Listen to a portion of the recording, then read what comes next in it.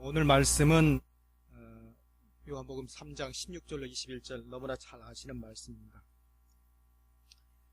여러분 혹시 강원도 태백 가보셨어요? 태백에 가보시면 아주 태백 거기에 이제 태백산맥 거기에 이제 광산도 있고 그러는데 예수원이라는 곳이 있습니다. 그 예수원에 가보면 그 유명한 신부님이 계시는데 누구시죠, 여러분들? 대천덕 신부님이라고 계시죠.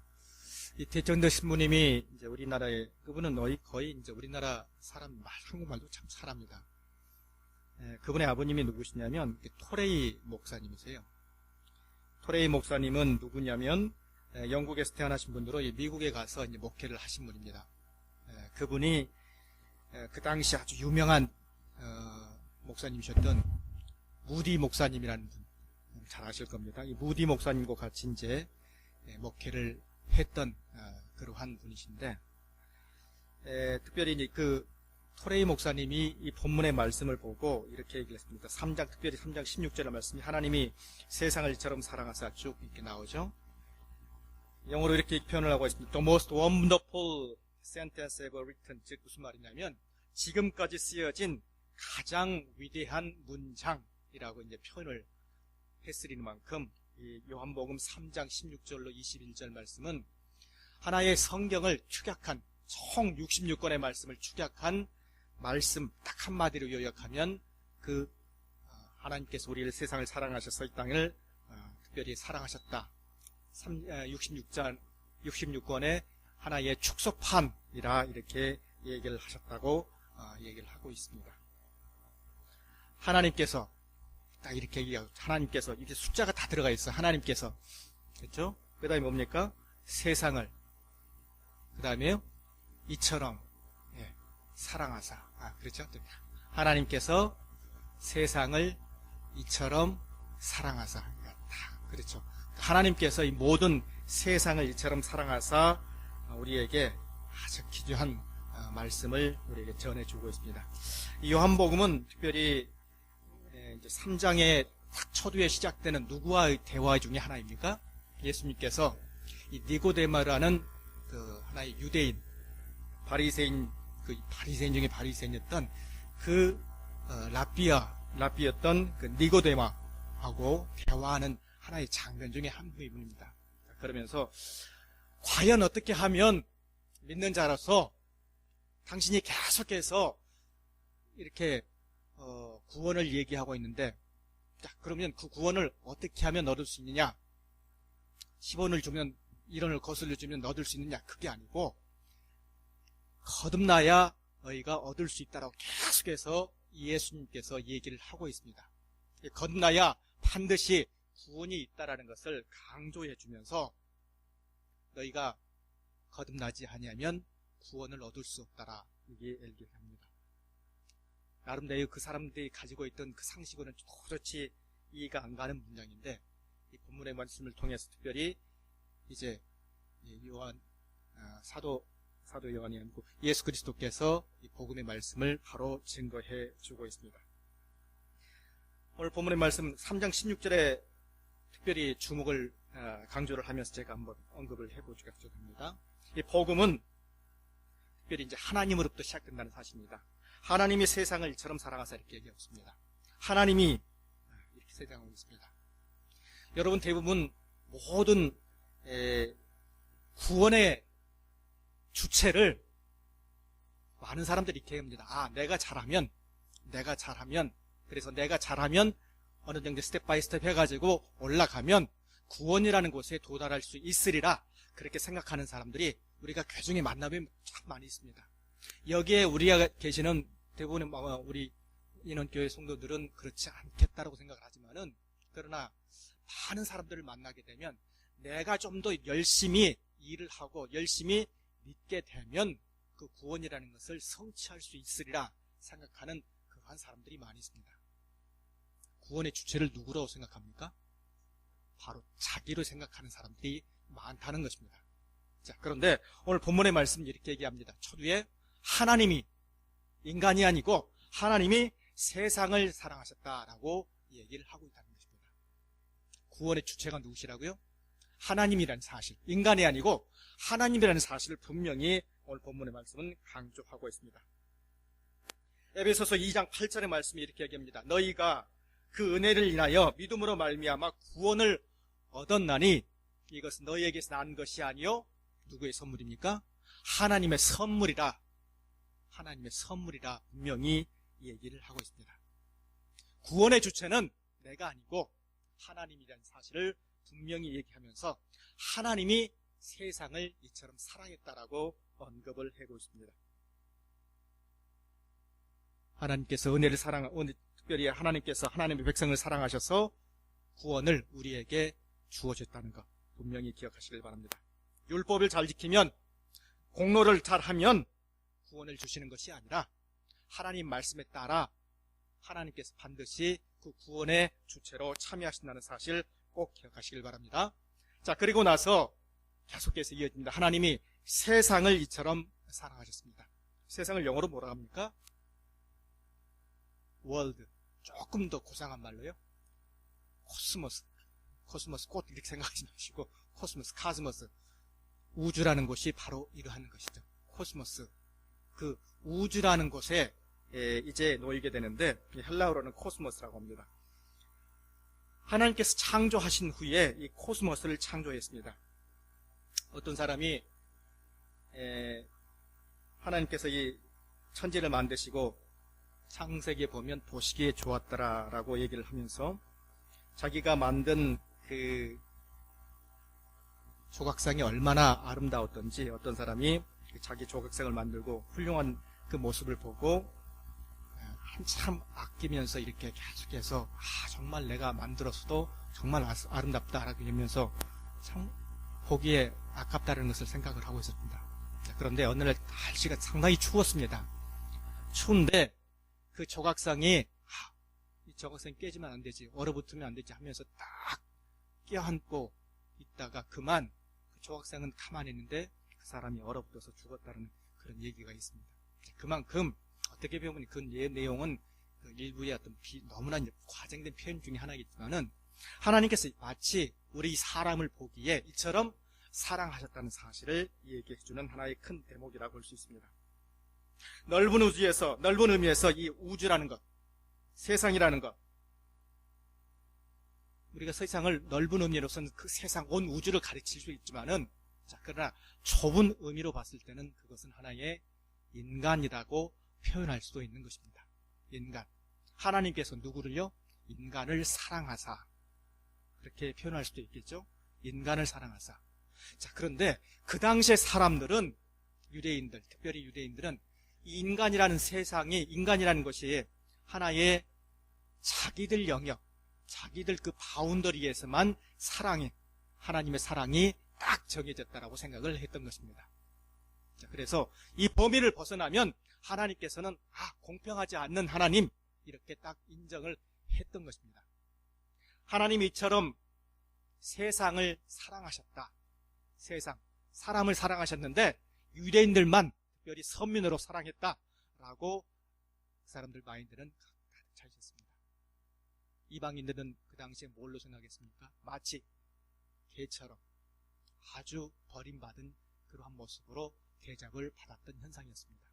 자, 그런데 이제 신약에 와서 이 니고데모와의 대화를 통해서 하나님께서 예수님께서 특별히 강조해 주고 있던 부분은, 자, 그러한 것들 다 무시하고 하나님께서는 이제 유대인들 뿐만 아니라 그 이방인들까지도 다 포용한다는 사실을 깊이 있게 강조하고 있습니다.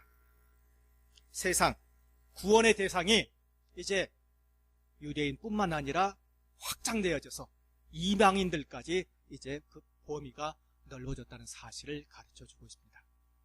구원의 주체로서의 하나님, 그리고 나서 구원의 대상으로서의 모습이 유대인뿐만 아니라 계속해서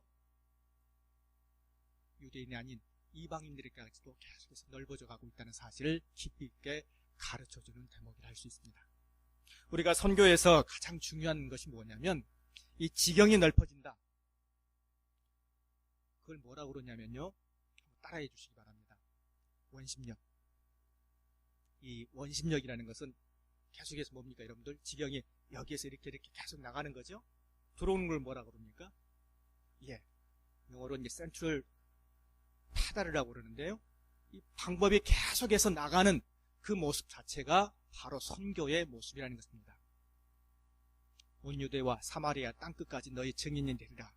이 말씀이 여기에도 적용이 될 수가 있다는 것입니다. 유대인에서 이제 그 범위가 이방인들로 계속해서 늘어나고 있다는 사실을 가르쳐주고 있는 것입니다. 구원의 대상이 유대인으로 정해지는 것이 아니라 계속 넓어가고 있다는 사실을 지금 이렇게 말씀해 주고 있는 것입니다. 요한복음과 동일하게 이 요한 1서, 2서, 3서에서도 계속해서 가르쳐주고 있습니다. 그 범위가 이방인들에게 계속해서 넓어지고 있다는 것입니다. 자, 그리고 나서 이처럼 사랑하사라고 얘기를 하고 있습니다. 사랑. 보통 우리가 사랑을 뭐라고 합니까?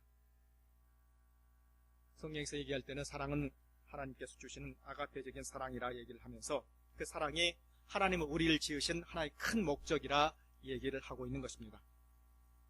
아무리 자녀들이 말썽을 피우고 보기에도 좋지 않는, 옳지 않는 그러한 짓을 한다 하더라도 하나님께서 우리를 사랑해 주셨다는 사실을 분명히 얘기를 합니다. 왜요? 하나님의 형상으로 지어졌다는 것이기 때문에 그렇다는 것입니다. 하나님의 세상을 이처럼 사랑하사 그저 말로만이 하는 것이 아니라 하나님께 실제로 우리에게 그만큼 보여주셨다는 사실을 깊이 있게 가르쳐주는 것입니다. 자, 그러면서 누구를 주셨다고 얘기하고 있습니까? 독생자를 주셨다. 여러분, 독생자가 뭘까요, 여러분들? 독생자. 홀로 독자에다가 날생, 놈자, 사람자 이렇게 얘기를 하는데 그러면 어떻게 표현되겠나요? 외아들. 그게 올바른 표현일까요? 아닐까요, 여러분들?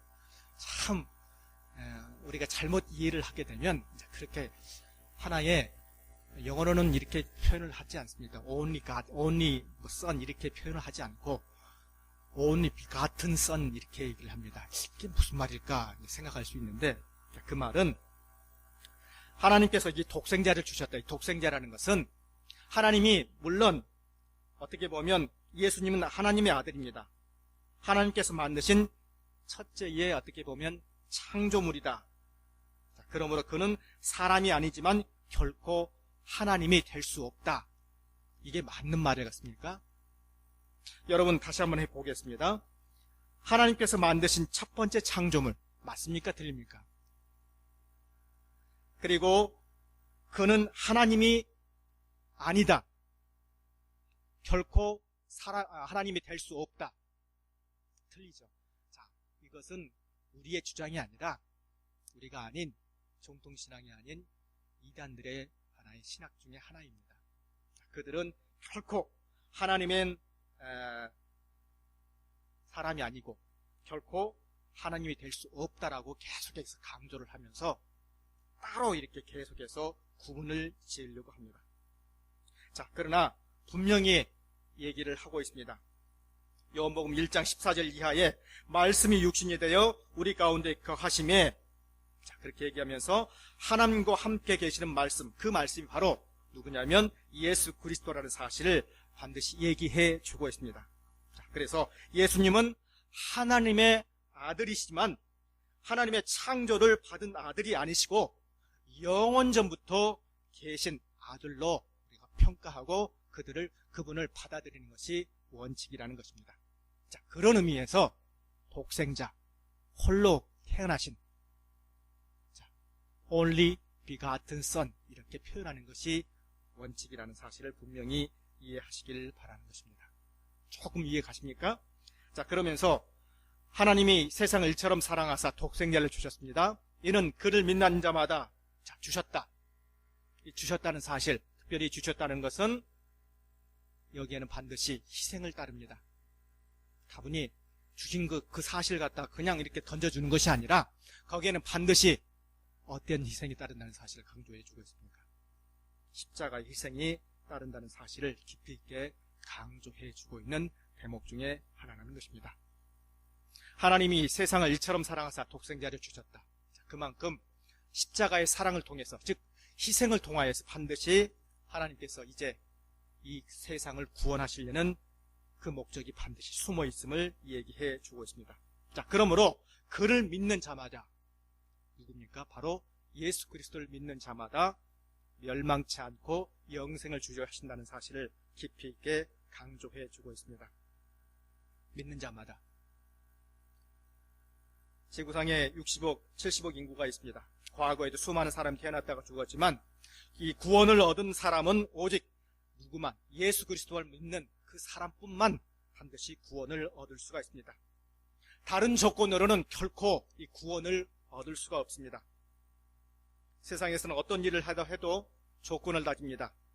어떠한 일을 하려 해도 반드시 건강을 따지고 학력을 따지고 경력을 따집니다. 그러나 이 구원을 얻기 위해서는 다른 여러 가지 여건이 결코 필요가 없습니다. 오직 예수 그리스도만 영접을 하게 되면 영원한 생명을 얻을 수 있다는 사실, 이 구원을 얻을 수 있다는 사실을 분명히 얘기해 주고 있습니다. 저를 믿는 자마다, 그를 믿는 자마다. 자, 믿는다. 이 헬라어로는 피스티온이라는 뜻인데요. 이것이 과거에만 딱 끝나는 것, 어떤 일시적인 현상으로 딱 끝나는 것이 아니라 그때부터 믿는 그 시기부터 시작해서 계속해서 우리가 믿어오는 지금 이 단계까지 계속해서 이어져오는 그러한 뜻을 가지고 있는 단어입니다. 피스티온.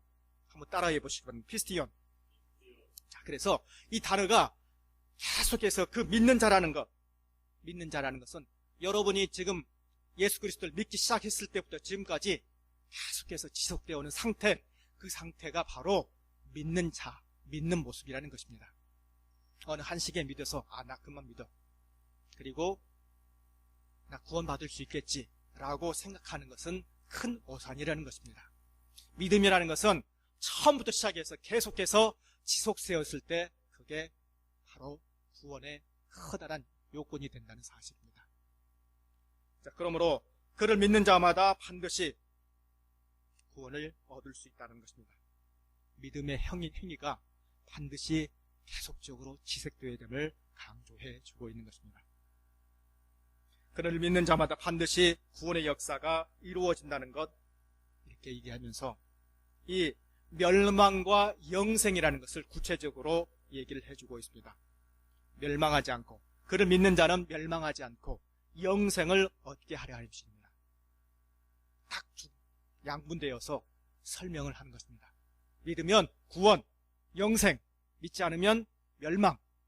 딱 구분력 있게 이렇게 얘기를 해주고 있습니다.